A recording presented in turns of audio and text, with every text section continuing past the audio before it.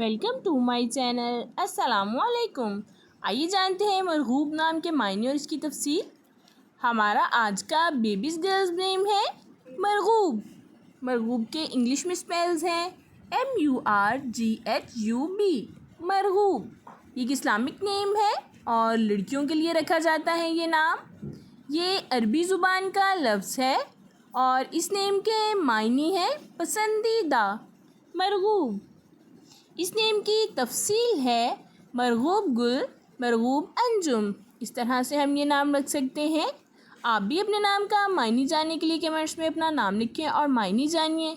And अपने नाम की स्पेशल वीडियो बनवाने के लिए भी आप मेरे कमेंट बॉक्स में अपना नाम कमेंट कर सकते हैं।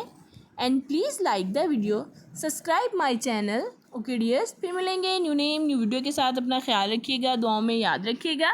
अल्लाह हाफिज़।